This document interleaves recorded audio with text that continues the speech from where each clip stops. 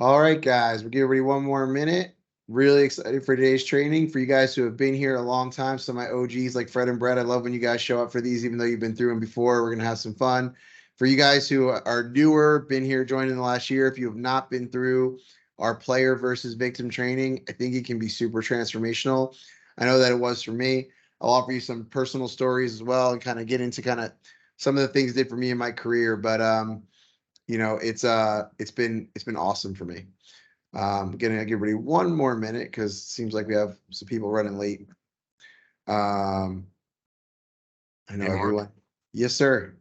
This training is probably the best of them all. It's my most favorite of them all. I appreciate that. It's my favorite one too, I think. And so now, Mark, you got to also remember, I'm doing a training tomorrow, which will probably suck. So hopefully they all enjoy your training. Nah, they're all gonna enjoy yours. Everybody does better than me. It's different, right? When you get to come in and do one, you get to bring your A game. I gotta get up for this multiple times a week, right? So, all right. So thank you guys for being here today. We're gonna have some fun with whoever shows up late in a minute, and it's gonna be part of our training today. But we're gonna get started. Okay. For you guys who know me, you know I drink a lot of water, but I don't really love the taste of water, and so I use a lot of Mio. I put Mio in my water. Okay, everybody see the Mio? Cool. I'm gonna just step back from my camera a little bit right here, and I'm gonna let go. And I'm gonna. Everybody see that? Now, for anybody who joined the company in the last 6 months, tell me why that happened. Why did the Mio drop? You're an aspiring magician. Why did the Mio drop? Somebody take a chance here. You let go. I let it go, right? Any other possible answers? Gravity.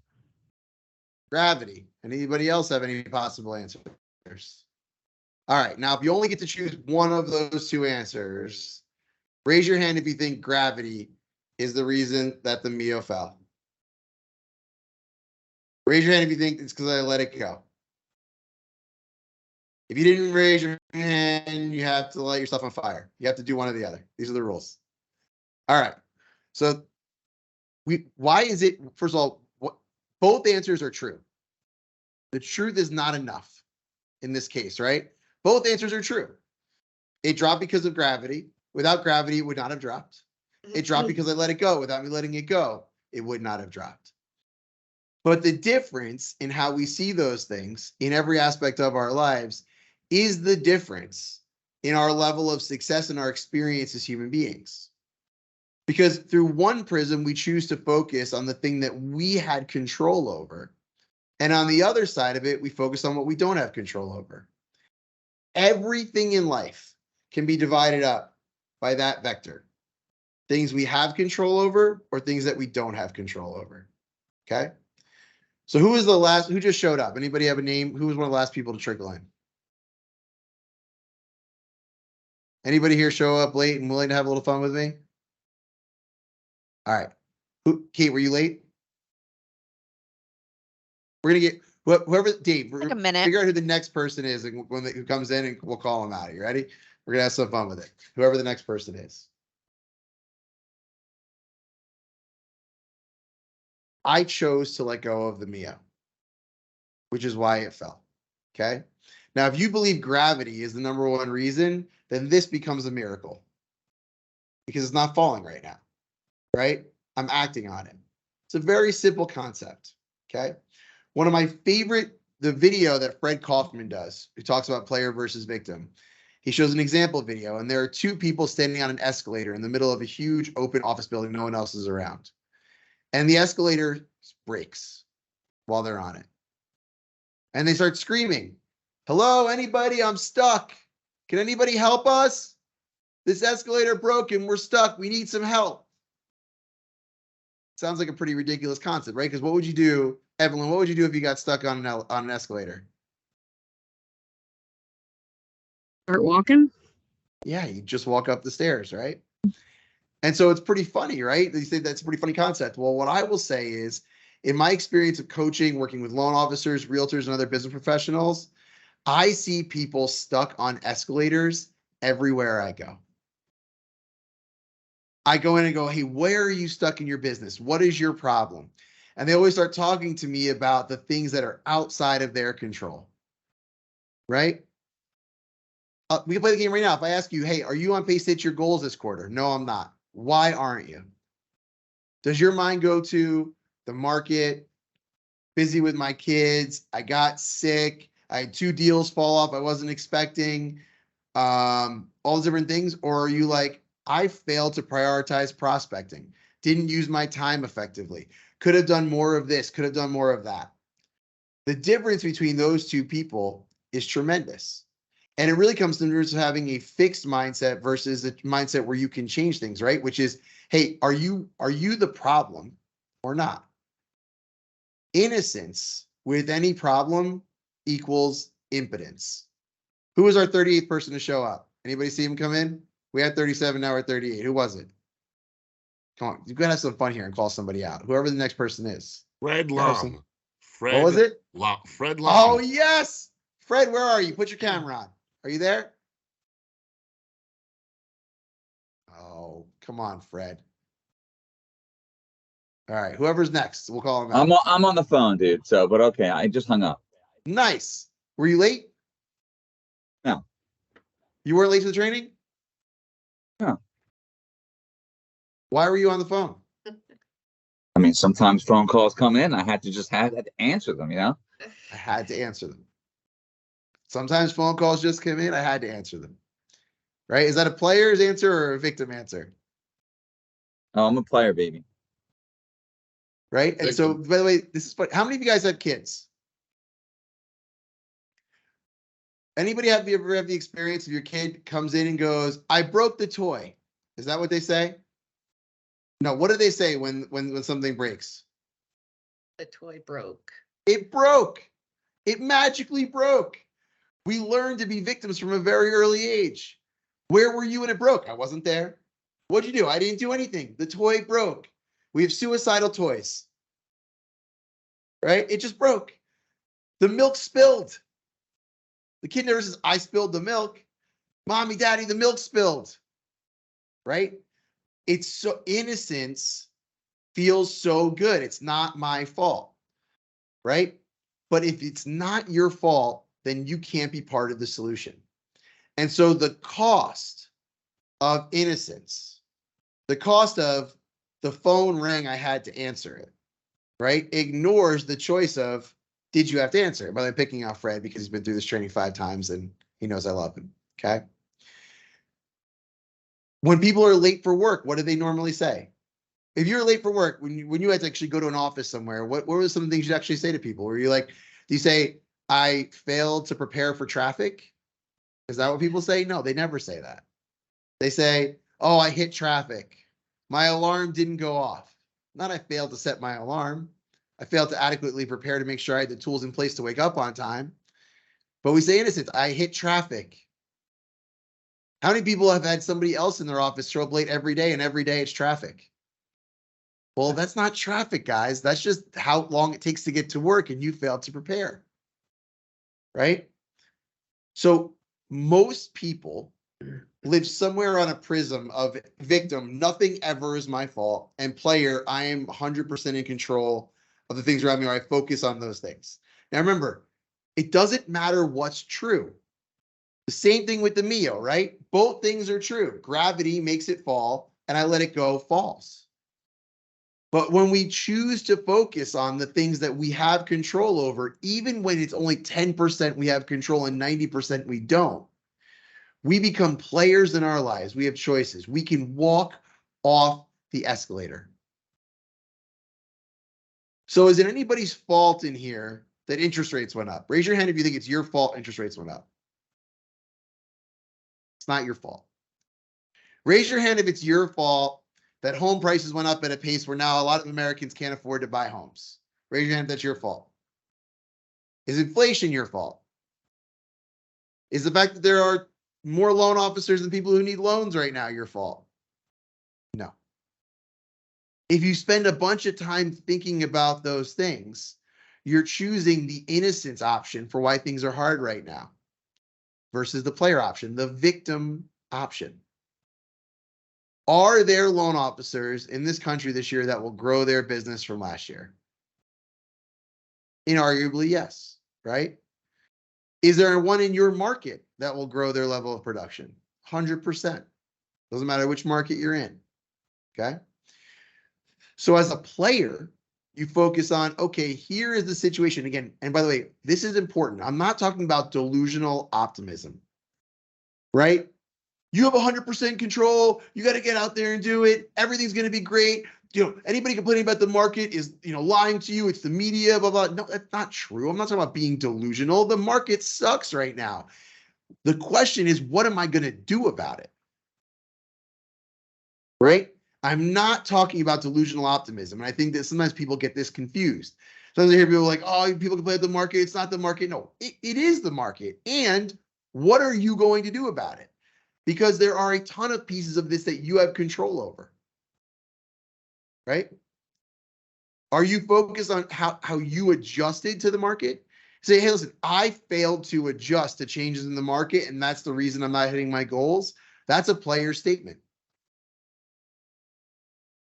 But if you're innocent, you're impotent. You can't fix it. Okay? So if the milk spilled, well, then I can't trust my kid with milk ever again, because there's no, I can't even have a conversation with my kid about what they might do differently to prevent the milk from spilling again. Hold it with 2 hands. Ask for help if it's a full gallon. Maybe what I can do is, instead of buying 1 giant gallon of milk, and I know my kids are going to get milk, maybe I buy them in half gallons so they're less likely to spill them and they're not as heavy. What are the things I can do as the parent in that situation? And so I learned a long time ago to view everything through the prism of, it's my fault. I find tremendous freedom in blaming myself for everything, because then I feel like I have the opportunity to do something about it. And I'll tell you the moment this flipped on me. Okay. I did 18 months in the call center as a salesperson when I was a young guy. I did very, very well. I became a sales manager. And I had about 5 people on my team when I first built my team. And one of them was a kid I knew, who I hired in, that I knew through a friend of a friend. And he crushed it out of the gate. The average person in the company was selling 1.4, 1.5 loans a week. He was selling 5 or 6. And as a result, my team average each week put my team like at number 1 or number 2 in the company every week. And every week I'd get like an award, or somebody would come and say something to me about it. And I'd be like, oh, I got really lucky that Kevin's on my team. And my boss said something to me, and he was not a person who was like particularly forgiving or anything else. He goes, Mark, when it's good, it's you. And when it's bad, it's you. Said to me. And I'm like, what do you mean? I go, did Kevin fall from the sky and end up on your team? Did somebody else teach me to do stuff? Like, no, I knew him. I invited him in. He's like, well, then you did that. I was like, just because he's doing well and that's helping your numbers doesn't mean that you don't get credit for it. He goes, when it's good, it's you. When it's bad, it's you. I said, when Kevin leaves and you're averaging 1.2, and are you going to say, hey, well, I'd be doing great if Kevin was still here? I said, well, I don't know, maybe. He goes, well, then you're not focused on what you can do about it. And so wherever you are today is exactly where you deserve to be in this moment. And when you accept that and you realize that you can be the impact on what changes, even if 90% of something's out of your control, by the way, in this case, I think it's more like 30% if you're as a loan officer is out of your control.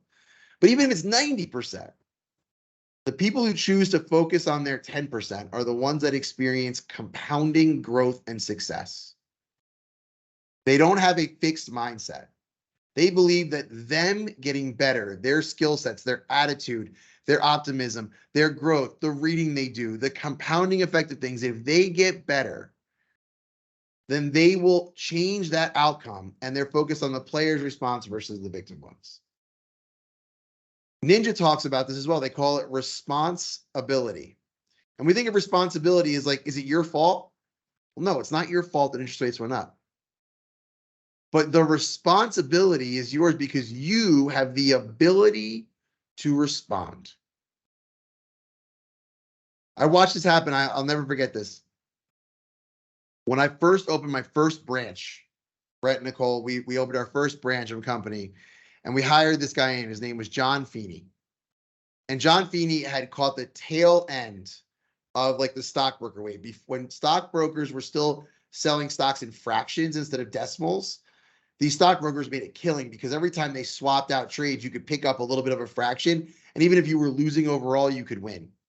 And his best year, and by the way, this is like late 90s, early 2000s, like, right before the dot-com bubble, he made $987,000. He was a kid. Okay. And in mortgages, you can make good money. And in the call center, you can make good money. But, the best guy was making 200 grand. And I remember he was a zombie.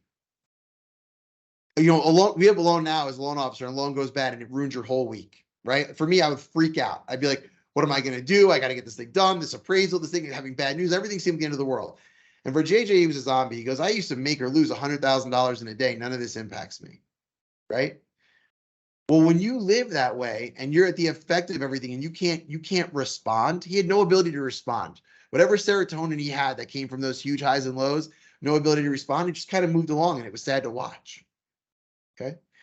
You guys, those anxiety feelings you have, that is your body kicking you into response mode. Okay. Do you choose to respond or do you shut down and act like things are outside of your control? Right. I have some loan officers here recently and I'm like, oh, their files are always stressful and they're always blowing up. And when I dig into it, I'm like, well, what can you do about it? It's like nothing. I get bad borrowers. I get bad files. But when I dig in, it's like, actually, there were 4 or 5 times over the last 2 weeks where you knew this file was potentially going bad and you protected your borrower from the bad information, held on to it on your own. And as things got worse, your anxiety built, the pressure grew, you got closer to closing. And now you're taking that person in at the end of the process, blindsiding with them, and you've done a bad job for that client because you wanted to protect them from the truth. A good loan officer takes the player's mindset, brings that borrower into that process, lets that person know what's going on. Say, I'm controlling this process. I'm not going to let this blow up on somebody. As soon as I have my bad news, I'm going to deliver it and brainstorm to find a plan. I'm not going to let the stress of everybody has stressful files, guys. Everybody has files where things go wrong. Some loan officers let that eat them alive, and some loan officers have a plan, move forward, deal with the information as it comes, and they do not protect people from reality. I show this just another example of, hey, what can I do about it? All of us over time in general, and by the way, some of us have big bad things happen to us, and those things are real, right? But for the most part, when I say big bad, I mean like your health of a family member, those things. Take that out of it for a minute. For the most part, we all have tons of good and bad things happening around us all the time. Your responsibility is your ability to respond to those things, see reality the best, and then focus on what you can do to respond. Right? Now, here's what's really powerful. When you become world class at seeing reality and responding, every market shift, like the one we're in right now, becomes an opportunity as opposed to something that's happening to you, because you become really faithful in your ability to respond better than others. And so when I sit here at Princeton Mortgage and I think, okay, cool, have we built the muscles as an executive team or as a company to respond better in this moment than other companies? It's an opportunity for us to pick up market share, absorb other loan officers, be able to preserve capital so that on the other side of things that we can do things with it. How do we respond better? I can't change the market, but if I'm the best at responding to reality, and when I say I mean we, right? Then each market shift is an opportunity, especially if you're playing the long game. So as a player, what can you do? First of all, we believe in sharing all the information with everybody. Radical transparency. It allows us to make decisions faster, right? We bring everybody in for those conversations. If we have to cut costs, we do it publicly. We set goals. We tell people where we're at and why we're doing it, right?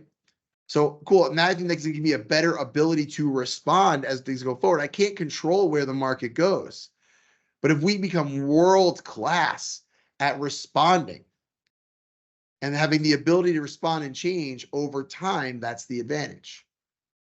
It's the reason you can make so much money in this job, is the ups and downs of it. It's not steady, right? And so your ability to navigate those market cycles, both with how you spend your money and save your money and invest your money, and what you do with your work time to make sure that you keep getting loans in and growing your business, end up being your ability to respond and steal market share. So If you've been sitting back in victim mode right now, which is, hey, I've worked really hard at this over the last 5, 10, 15, 20, 25 years. This shouldn't be happening to me. I don't deserve this, right? And you're at the effect of the market and the things that are happening around you, you will do significantly worse. Your outcomes will be much worse than the person who says, okay, cool. This is a shift right now. I'm going to have to change how I run my business and my life. And I'm going to see this as an opportunity where if I can handle this change better than the other loan officers, I will pick up market share. And in the medium and long term, I will do better than my competitors. Player's mindset, victim mindset. You all know somebody in your life, by the way, who everything is somebody else's fault. As soon as you see them, they're like, oh my God. And by the way, maybe you're their drug dealer. What do I mean by that? They go, oh my God, I just lost my job again. And you're like, what happened? Why'd they do that to you? And it feels so good in that moment. You're helping the other person out, like, oh, it's not your fault. Oh man, I can't believe this keeps happening to you. That's what you say as their drug dealer, right? Instead of saying, hey, and by the way, you might lose some friends, but this is how I treat everybody in my life. My mom was having trouble at work. She's like, my boss this, my boss that, my boss this. And I said, has it occurred to you that maybe your boss is just trying to keep their job and run the company, and maybe you need to change in order to make that relationship better? She like didn't talk to me for like a month. Super mad at me, even suggesting it might be her fault. Okay. I don't care. I'm focused on what you can do to fix it. Right. You know, if I have a challenged relationship in my personal life, my professional life, I don't think about how can I change that person or why are they being like that. Say, who can I become and how can I make that better so that that relationship improves? It's my fault. That way I don't feel impotent. I don't want to feel innocent. I want to feel in control. Right? So where are you ceding control in your life right now? Oh, I can't deal with my sister. She's crazy. Can't deal with my mom. Nothing I can do there, right? Where are you ceding control and where can you pick it back up as a player? So you see it in your kids. The milk spilled, the toy broke, and it seems ridiculous. I'm stuck on the escalator, right? That's what those things are. I'm stuck on the escalator, right? Or you can see everything around you and go, wow, this is my opportunity to outperform. This is my ability to respond. This is my opportunity. And so this isn't just about work. This is in every aspect of my life, right? What could you be doing differently? You having problems with your boss? What could you be doing differently? You got fired a bunch? Or here's the best part. I'll talk to a loan officer. Yeah, every company I've gone and worked for has gone out of business. Like they're totally innocent. And I'm like, and they're like really feeling bad for themselves. And I'm like, hey, do you ever think that maybe that's because of how you choose companies? Well, what do you mean? Well, every company you go to is the one that pays 200 basis points to loan officers, provides absolutely no, is a tiny little company overpaying their loan officers, and you're always making sure that they have the lowest rates. You're taking huge concessions. So if you're picking your company by the one that pays you the most, allows you to take the biggest concessions, and has the least amount of management and oversight, you're probably self-selecting for companies that are about to go out of business. What? It's an amazing concept, right? You've worked for 8 companies in the last 15 years and every one of them went out of business, and you think this is unlucky? No, you're choosing shitty companies because the things you've prioritized are things that cause loan officers to put companies out of business. It's not your fault they went out of business. It's not your fault they made bad decisions, but you're self-selecting for those people. And you ever somebody, every guy I date is a jerk. They all cheat on me. Every girl I date, is seeing somebody else. That's what you hear from your friends who are single, right? Yeah, maybe everybody sucks, or maybe you're just attracting the people that sucks. Or maybe you're only attracted to the people that suck. Now we can't be friends anymore because I pointed out the obvious, right? These are patterns. If you don't look in the mirror and you go, if you're like, I mean, think about how awful that must feel. I have to stop dating. Everybody I date cheats on me. Maybe you just have to change how you think about who you're dating. Maybe to change the way you treat the people you're dating. But if you're at the control of it, you have that response. You're still in control. You're the player. Wouldn't it feel better to say, man, I think I can make some changes into how I evaluate who might be a good potential partner for me that might lead to better outcomes? Does that not feel better than everybody sucks? I don't know. For me, a lot of people choose innocence. Anybody here have any glaring examples you're thinking of right now, people in their life or different situations where they're willing to share, where they've been taking a victim stance or somebody else is taking a victim stance and they can take a player stance?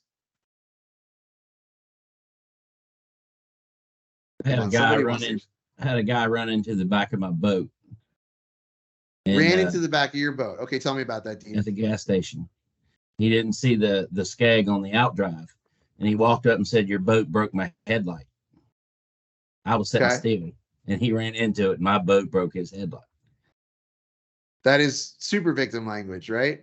Yeah. Now, let me ask you a question. Is there anything you could have done in that situation to potentially avoid that? Nothing. I was getting gas. Maybe. Is that a gas station where the parking lot's tight? Not really. No, it was. Yeah, that was an interesting morning for him anyway. I hear you, man. And by the way, I'm kind of busting chops, but the answer is, even when my wife, and hopefully she's not on this call so I don't get assaulted later. My wife was parked a couple of weeks ago, and somebody hit her while she was parked. And I'm a little bit crazy, and I'm not saying I didn't see the car or anything else, but my immediate thought was, I wonder if she parked in a place where she was likely to get hit. Now that is ultimate responsibility, right? If I get my car, same thing happened to me, actually. I saw there was some paint on my car, and luckily it scraped right off. And I was like, man, I got to be careful with where I park my car if I don't want it to be hit. That's when I talk about extreme ownership, right? Anybody here read that book, Extreme Ownership? Written by, what's his name, the Navy SEAL guy, Jocko Willenick, right? Extreme ownership means, hey, sometimes it's where could I have parked? I'm not saying you could have, Dean. Don't get mad at me. Could you have parked your boat in a different spot?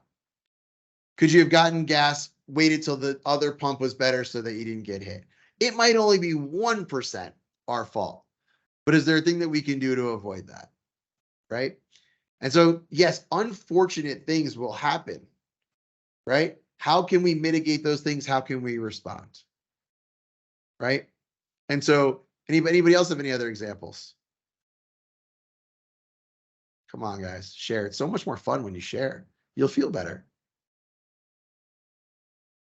Someone falling down the stairs at Trio. Someone falling down the stairs at Trio. That, first of all, we got in trouble for. Yes. Well, okay, cool. Tell me about your stairs at Trio. They're safe if you're smart on them. I don't know, man. It's a big, long staircase. I've been worried I was going to fall down those stairs before, to be honest. And so, again, I'm not saying anything. I'm not saying it should be anybody else's responsibility. And I don't believe in suing people for things, just generally. But at the same time, because I think the person falling down the stairs should blame themselves for falling down the stairs. And I think if you own Trio, you want to make sure you have really good lighting on those stairs, and you want to make sure you have really good railings on those stairs. And you want to make sure that if you can, that there's a landing in the middle. So if someone falls from the top, they're not going straight down to the bottom. They're in the middle of the landing, and that might save someone's life. There are 100 things you can do, and the stairs example, I think, is perfect, right? This is one of the things. I don't have lights on my stairs at my house right now in where I live. And I've been talking to Cole, I'm like, we got to have an electrician come out there and put lights in. I said, because while it will be somebody else's fault when they fall down those stairs, I want to make sure we're doing our part to make sure no one falls down it. And so these are all the different ways in our lives, by the way, that we can take extreme ownership, right? Yes, it's somebody else's fault if they fall down the stairs. Yes, there's probably something we could do to make it less likely that somebody falls down our stairs, right? And both things can be true. And so it's in these moments where multiple things are true that we want to focus on the player's response. Fred, what were you going to add?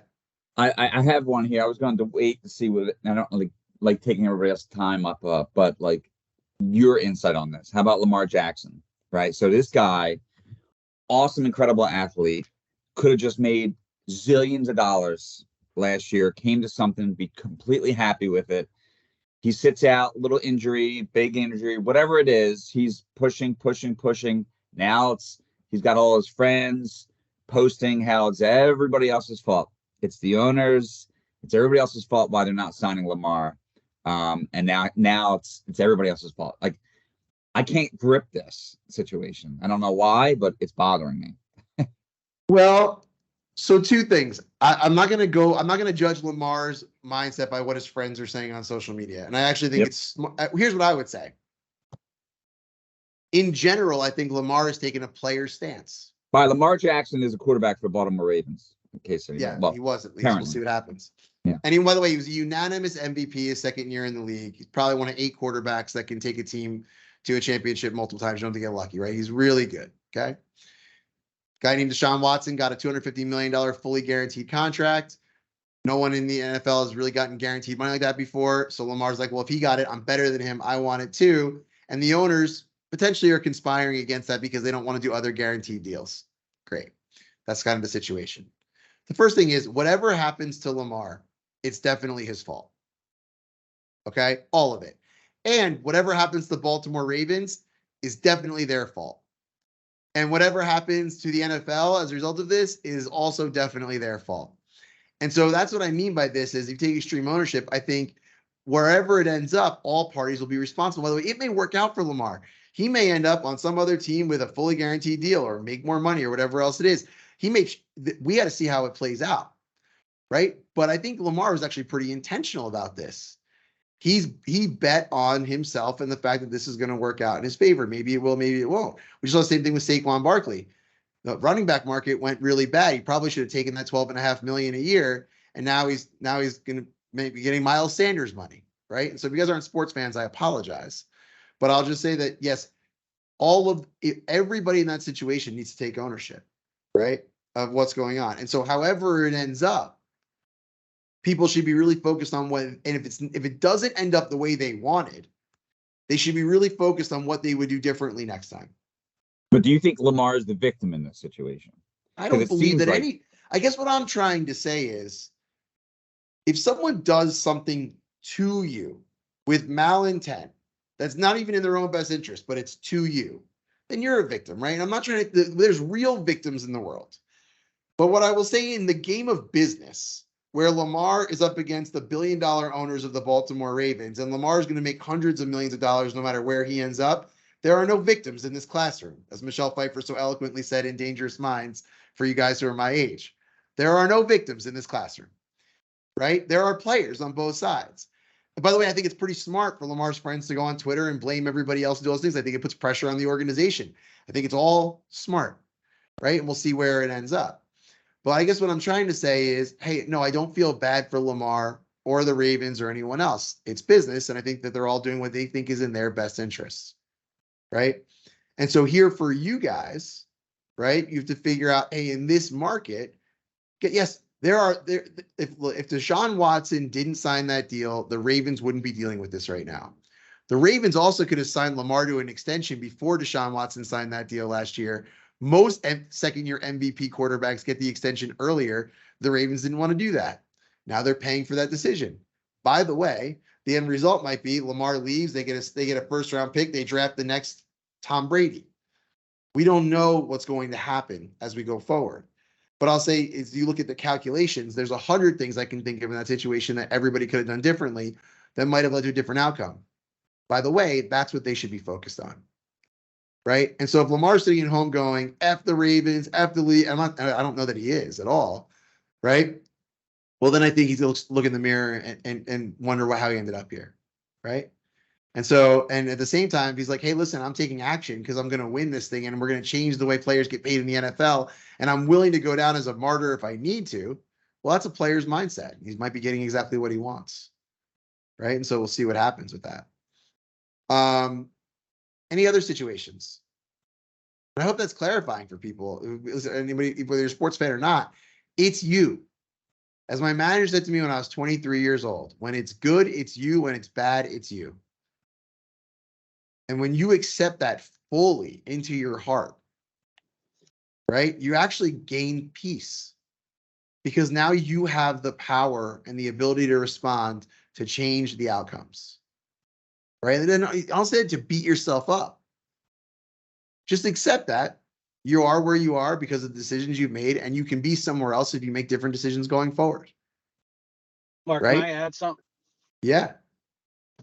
I wholeheartedly believe in this concept, and I think that one of the most important parts is honesty, and I think that where people struggle in this area is they're not 100% honest with themselves about what the percentage, whatever percentage it is their responsibility. And I think that, you know, fault and blame are tough words people hate hearing, but responsibility is more neutral.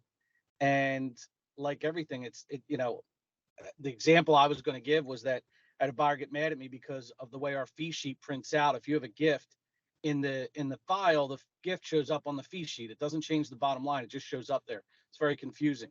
When the buyer got mad at me, I thought, you know what? This is BS. Why is it even in there? It doesn't belong there. You know, blaming the fee sheet. And the reality is I got to look at that fee sheet before I send it to the borrower. And if I didn't look at the fee sheet before sending it to the borrower, then I would have caught it. And my honesty is, you know, I'm certainly responsible for a percentage of it. I don't know what percentage, but I it think could that, be one. you know, right. But most people are not honest about what percent of the responsibility they play, not fault or blame or shame or anything like that. One, beat myself up, but yeah, I could have looked at the fee sheet and I didn't. Cool. Have you told Jen or somebody at Princeton that this was an issue for you yet? Actually, yeah, we brought it up on Good. I think 2 weeks ago. So and that was the other thing is, you know, as a player, you know, kind of taking action towards fixing it is the second step, you know. Yeah. Um, So this is the last piece I'll say, by the way. If you're the person in pain, you're responsible. Let me say that again. If you're Ken might be, I'm a loan officer. It's not my problem if the fee sheet screwed up. It's not my problem if Jen didn't do the thing, whatever it is. Well, but if you're the one in pain, it's your problem. And so one of the reasons we believe in radical transparency here and radical candor and all the feedback and everything else is to make it easier for each of you to be the CEO of your life and to be a player instead of a victim, because you have all the same information that we do.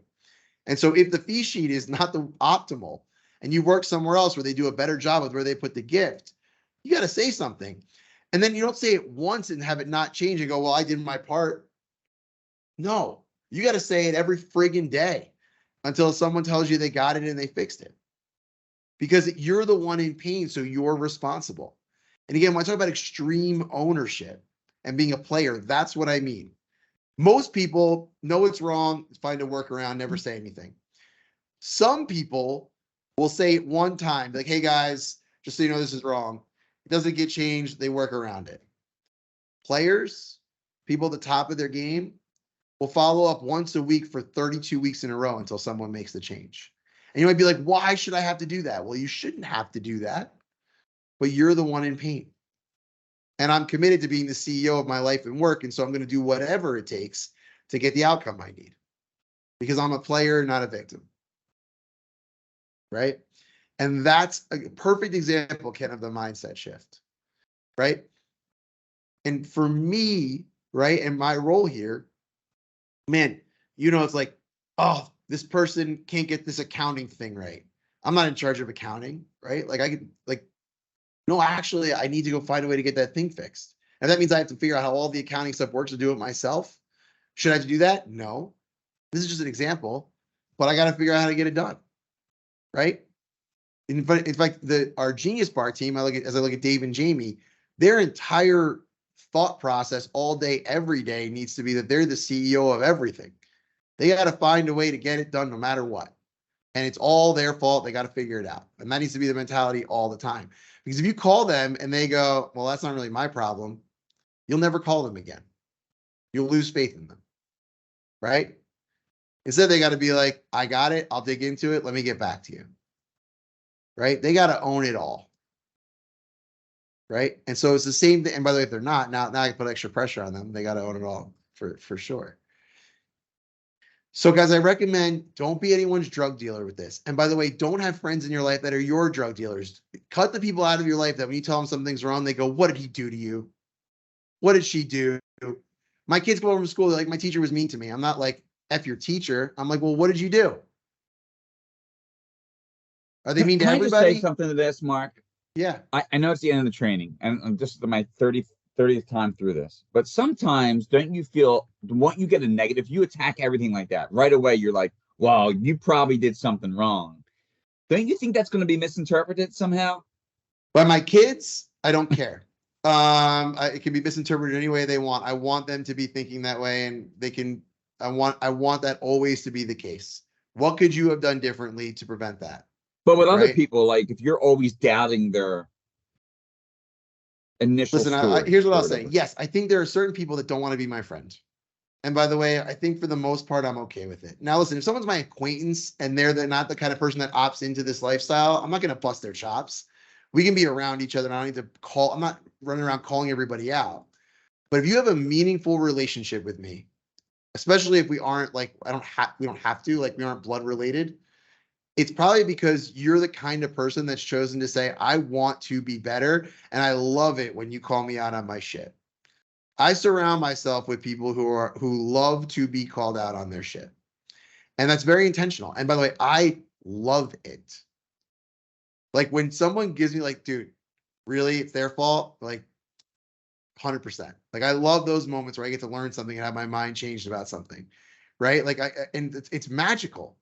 Because you should celebrate people who are willing to tell you when something's a little bit your fault and you're not seeing it. Give me that power back. And so, yes, I think for certain people, it's probably difficult to have a relationship with me. I'm willing to, I guess the answer is for me, I don't know how to turn it on and turn it off. And so I want to be radically transparent with my life. I want to share almost everything with almost everyone. I want to trust people until they prove me wrong. I also want to search for truth and betterment. And I want to figure out how I can make the biggest impact, both for myself personally and the people around me. And again, maybe it's different for me, but you guys know this about me. My main motivation is I would like to be there to be a lot of people at my funeral who say I helped them get to where they wanted to go. The cost of that for me is having to be willing to have these relationships with people who are trying to go somewhere. And I don't know anyone who's really focused on trying to go somewhere who doesn't like the idea that more things are their fault. That isn't haunted by the fact that innocence is impotence. If you have goals and you have a destination, then this training should be a mind-opening thing for you. I'm saying you have more control than you thought. You'll get there. If you are willing to do this stuff, you will get there. Right? The ball's in your court. You should be like, yes, I can do it. Right? And same thing, right? Like, hey, if I'm not hitting my weight goals, is it because I have a slow metabolism? Yes. Is it because I'm making bad food choices? Yes. Which one of those things do I talk about more? If I'm obsessed with my metabolism, and by the way, it's not because I think there's something I can do to fix it, but just because I think it's a fixed thing and this is what it is, then I'm never going to get anywhere. If I accept that fact and then I move forward with a plan, I have a chance. Am I willing to make the decisions and choices I need to make, the habits I need to make to get different results? Yes or no? But it's got to be on me. And imagine if you went to a doctor and they were like, dude, don't worry about the fact that you're overweight. It's your metabolism. Cool. Well, I'm still going to die if I don't do something about it. I know that's like a harsh thing to say, but like that's real. I don't want that doctor. One doctor's going to be like, yo, you have a slow metabolism. You got to get this right now. It's more important for you to take action because you have a slow metabolism. It's the kind of doctor I want. And so you got to make that decision for yourself in your life, Fred, about who you want to surround yourself with and what you want that relationship to be. It doesn't have to be combative. It should be supportive. Because I love you, let me point out to you how you could have done X, Y, and Z differently next time so you'll get a different result. To me, that's where real compassion is. Empathy is feeling bad for people. Compassion is taking the steps even when they're difficult to help them see something. And so I could be crazy, but this is the life I've chosen. Yeah, but couldn't you go a step further and say that a team is stronger overall when people do take responsibility for their own stuff? Because you're saying, well, people won't like you because you'll call them out on it, but I'm going to like you because you're going to own your own shit, not put it on me, while at the same time, then you will call me on my shit. I completely agree. I think it's a really eloquent way of saying what I was trying to get at. Appreciate it. All right, guys, 10 a.m. Please rate the training. Give us some feedback. Hurt my feelings. Give me the truth. Tell me what we can do better. And I will see you tomorrow for Brett's training. Happy selling, everybody.